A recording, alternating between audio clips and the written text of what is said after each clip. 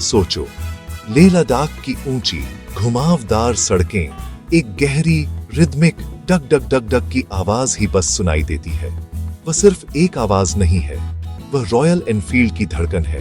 ये सिर्फ एक मोटरसाइकिल नहीं है, ये एक साथी है, आजादी का सिंबल है और एक ऐसी मशीन है जिसकी अपनी एक सोल है। ये लेजेंड एक सदी पहले इंग्लैंड में शुरू हुई, वॉर्स से बची और लगभग हिस्ट्री में गुम हो गई थी।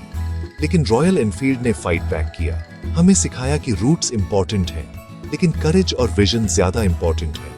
ब्रिटिश बैटलफील्ड से इंडियन हाईवेज तक ये एक ग्लोबल फिनोमिनन बन गई। ये एक कल्ट है, एक ब्रदरहुड है, एक फीलिंग है जिसे आप तभी समझ पाते हैं जब आप वह थंप सुनते हैं।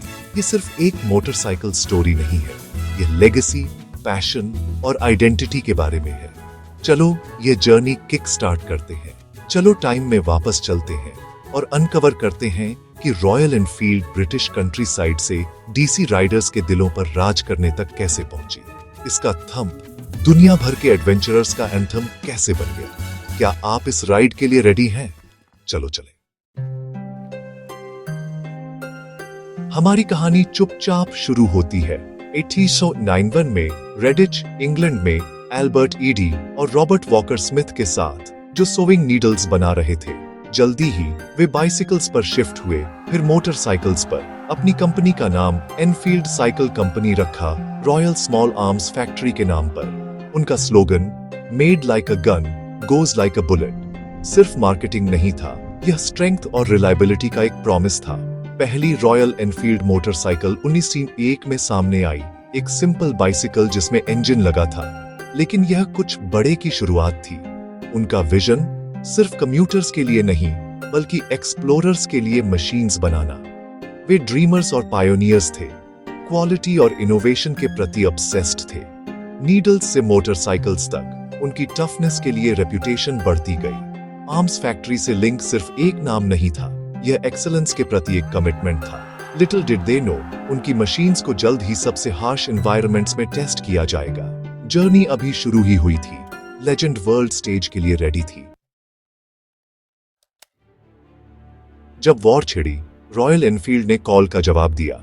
उनकी मोटरसाइकिल्स दोनों वर्ल्ड वॉर्स में ब्रिटिश आर्मी के लिए वाइटल बन गई। मैसेजेस ले जाने, स्काउटिंग करने, यहां तक कि मशीन गन्स लगाने के लिए भी। द फ्लाइंग फ्ली, एक light weight 125 CC bike paratroopers के साथ ड्रॉप की जाती थी, बैटलफील्ड पर असेंबल की जाती थी और केओस में ट्रस्टेड थी। इन बाइक्स ने फायर के नीचे अपनी वर्थ साबित की, टफनेस और रिलायबिलिटी के लिए एक रेपुटेशन कमाई। मेड लाइक अ गन एक फैक्ट बन गया, सिर्फ एक स्लोगन नहीं। सोल्जर्स एनफील्ड की रेजिलियंस की कहानियों के साथ घर लौटे।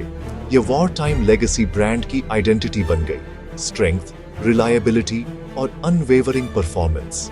एनफील्ड अब एक वेटरन थी, नए चैलेंजेस के लिए रेडी थी। इसकी अनब्रेकेबल होने की रेप्यूटेशन जल्द ही यूरोप से दूर एक नया चैप्टर खोलेगी। इसका इंडिया तक का जर्नी सेट था। लेजेंड को एक नया होम मिलने वाला था। वॉर के बाद इंडिया को अपनी आर्मी के लिए एक टफ मोटरसाइकिल की जरूरत थी, जो डिजर्ट्स, माउंटेन्स और हर तरह के टेरेन को हैंडल कर सके। जवाब, रॉयल एनफील्ड बुलेट 350। 1953 में इंडियन आर्मी ने 800 बुलेट्स का ऑर्डर दिया। पहले इंग्लैंड से शिप की गईं, फिर मैड्रास मोटर्स के साथ पार्टनरशिप के जरिए लोकली बनाई गई। तिरुवत्तूर, चेन्नई के पास एक नई फैक्ट्री एक टर्निंग पॉइंट साबित हुई। रॉयल एनफील्ड अब मेड इन इंडिया थी। बुलेट 350 अपने क्लासिक डिजाइन और आइकॉनिक थंप के साथ एक सेंसेशन और एक स्टेटस सिंबल बन गई। इसने इंडियन मोटरसाइकिलिंग को हमेशा के लिए बदल दिया। बड़ी, पावरफुल और उन लोगों के लिए बनी जो सिर्फ कम्यूट से ज्यादा चाहते थे। बुलेट एडवेंचरर्स, रेबल्स और एक्सप्लोरर्स के लिए थी। ब्रिटिश लेजेंड को एक नया होम और एक नई आइडेंटिटी मिल गई थी। इसकी रूट्स अब इंडियन सॉइल में गहरी जम गई थी। इंडिया और रॉयल एनफील्ड के बीच लव अफेयर शुरू हो गया था। लेजेंड में एक नया चैप्टर शुरू हो रहा था। इंडियन आर्मी ने सिर्फ रॉयल एनफील्ड्स का इस्तेमाल नहीं किया, उन्होंने उन्हें आइकॉनिक बना दिया। बुलेट आर्मी और पुलिस की ऑफिशियल मोटरसाइकिल बन गई। डिसिप्लिन, स्ट्रेंथ और पैट्रियोटिज्म का सिंबल। आर्मी कॉन्वॉयज और रिपब्लिक डे स्टंट्स ने बुलेट को एक हाउसहोल्ड नेम और नेशनल प्राइड का सिंबल बना दिया।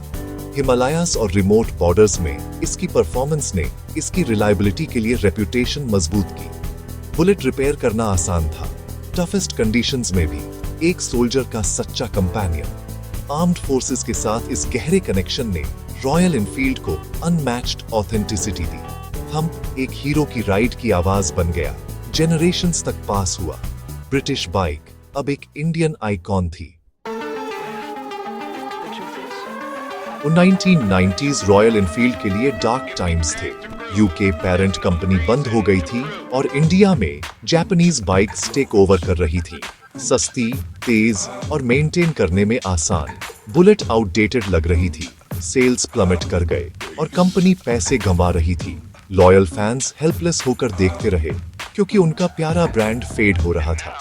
बाइक्स में इश्यूज थे, ऑयल लीक्स, हेवी वाइब्रेशंस और स्पेशल केयर की जरूरत थी। दुनिया कन्वीनियंस चाहती थी, बुलेट को बहुत ज्यादा काम समझा जाता था। रोड का किंग अपना किंगडम खो रहा था। मैनेजमेंट के सामने एक चॉइस थी, शट डाउन करना या एक मिराक्युलस कमबैक अटेम्प्ट करना। थंप साइलेंट होने की कगार पर था, लेकिन हर लेजेंड का एक टर्निंग पॉइंट होता है। 2000 में सिद्धार्थ लाल की एंट्री हुई, एक passionate rider with a vision. Eicher group Royal Enfield का मालिक था, लेकिन ब्रांड फेल हो रहा था। लाल ने बोर्ड को कन्विंस किया कि उन्हें इसे बचाने के लिए 2 साल दिए जाए। उन्होंने हेरिटेज, इमोशन और यूनिक राइडिंग एक्सपीरियंस पर फोकस किया। रॉयल एनफील्ड को एक लाइफस्टाइल ब्रांड में बदल दिया। पहला स्टेप, बाइक को ठीक करना। एक नया रिलायबल इंजन ने सिग्नेचर थंप को बरकरार रखा, लेकिन पुरानी प्रॉब्लम्स सॉल्व कर दी। गेम चेंजर क्लासिक 350 2009 में लॉन्च हुई। Retro looks, modern tech, instant hit. Lal ने एक कम्युनिटी बनाई, ग्रुप राइड्स, राइडर मेनिया और ब्रदरहुड की भावना। लोग सिर्फ एक बाइक नहीं खरीद रहे थे, वे एक ट्राइब ज्वाइन कर रहे थे। सिद्धार्थ लाल ने सिर्फ रॉयल एनफील्ड को बचाया नहीं, उन्होंने इसे नई ग्लोरी दी। उनके विजन ने एक डाइंग कंपनी को एक ग्लोबल सक्सेस में बदल दिया। लेजेंड रिबॉर्न हुई, थंप वापस आ गया था, पहले से भी ज्यादा लाउड। एक नया ईरा शुरू हो गया था।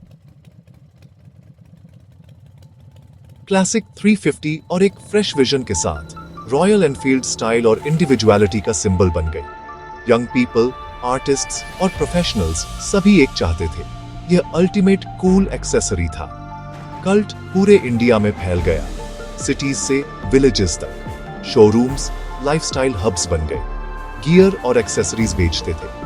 ब्रांड अब सिर्फ आर्मी मैन के लिए नहीं था, इसने यूथ की इमेजिनेशन कैप्चर कर ली। लद्दाख तक रोड ट्रिप्स एनफील्ड ओनर्स के लिए एक राइट ऑफ पैसेज बन गई। लेकिन एम्बिशन बढ़ी। रॉयल एनफील्ड ने दुनिया पर अपनी नजरें गढ़ा ली।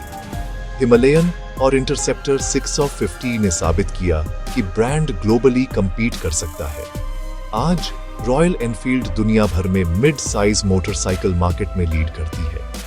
थंप लंदन से कैलिफोर्निया से एंडिस तक गूंजता है। कल्ट अब एक ग्लोबल ब्रदरहुड है। लेजेंड राइड्स ऑन हर जगह। रॉयल एनफील्ड का सीक्रेट क्या है? यह सिर्फ इंजीनियरिंग से ज्यादा है, यह सोल है। ओनर्स के लिए यह एक लिविंग कंपेनियन है, 2 पहियों पर एक हार्ट बीट। लेगेसी हर ट्रैवल की गई रोड, हर शेयर की गई स्टोरी में है। सोल्जर से सन्स तक, ड्रीम से रियलिटी तक, यह स्ट्रेंथ और सर्वाइवल का एक सिंबल है। मोटरसाइकिल फ्रीडम और सेल्फ डिस्कवरी के लिए एक कैनवस है। रॉयल एनफील्ड हमें सिखाती है, कभी हार मत मानो, इवॉल्व करो और अपने कोर के प्रति सच्चे रहो।